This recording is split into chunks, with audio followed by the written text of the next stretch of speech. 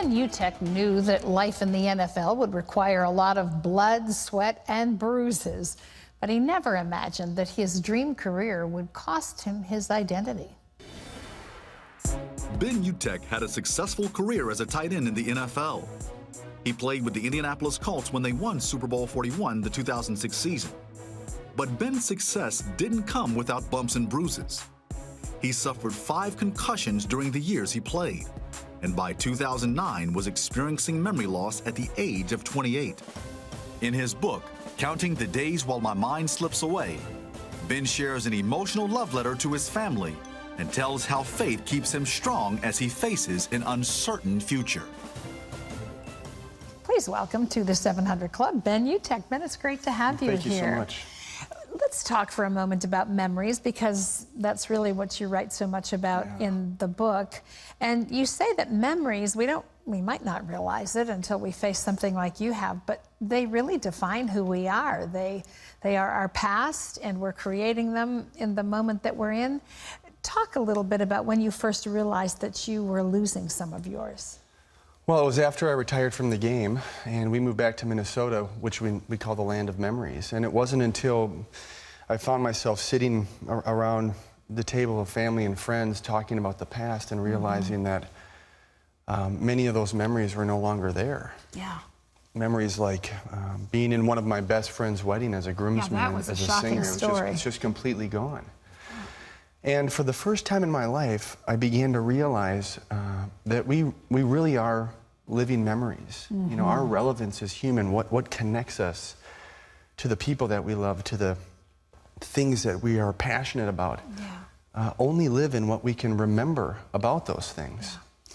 You had your first concussion when you were pretty young, a child really. You've had 5 and have had some residual injury as a result of that. But, you know, in the beginning, I mean, I remember this. My sister had an accident as a kid. You had a concussion. It was like you just kind of laid low for a little while. But new research has shown it's pretty serious. Well, a concussion is a traumatic brain injury. And so it definitely is much more serious than we have given it credit for in athletics. And like you said, growing up in high school sports, college sports, and even the documented concussions that I had in the NFL, really kind of fell into that category of getting your bell rung. You know, get back up and get back in and play. And my exit from the NFL was really timely, because it was at a time when the concussion crisis was really coming to the surface, and I think we're really heading in a good direction. You really played a role in bringing that all to a head with the Football League and the legalities of all of this for players. That had to be pretty intense, and it was a long, drawn-out process. Well, it was very intense, and to be honest with you, if someone would have told me that I'd be advocating for the injury that took me away from the game I love to play, I would have said no way. It's not fun to talk about. And I love football. You know, my message has always been pro-brain, pro-game. Yes. How do we make the game safer? How do we make it better? And how do we take care of athletes so that we can continue to love watching the game that gives so much entertainment? Even when you were injured, not just with your concussions, but other injuries, I don't think this is uncommon in football, but you play with the injuries. I mean, you went back on the field before you had recovered from some of these. And you really, in some ways, you don't have an option, because, I mean, I'll put it this way, but they kind of own you a little bit.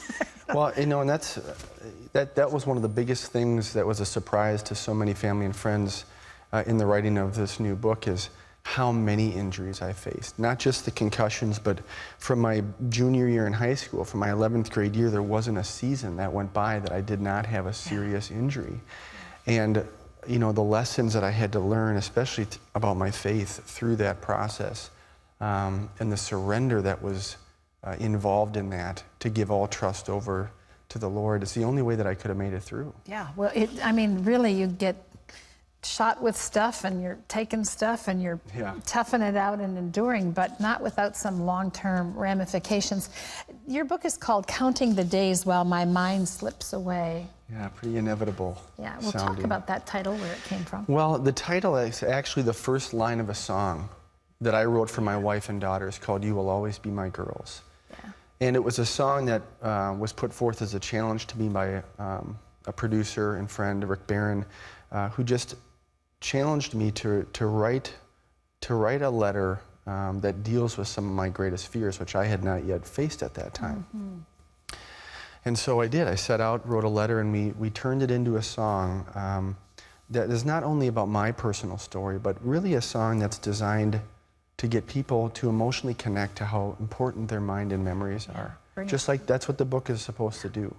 And when you do that, how does that change the way you value every moment? Mm-hmm. And then when you value every moment better, you have more purpose. You live differently. You live differently. We have a short clip of that music video. We'd like to share it with you right now, so let's watch. I'm in here counting the days while my mind is slipping away. I'll hold on as long as I can to you. Wow, it's a powerful video. I'll tell you more about it in a few minutes. But a lot of what you're doing now is raising awareness about traumatic brain injury. I think people are becoming more aware of it. Do you?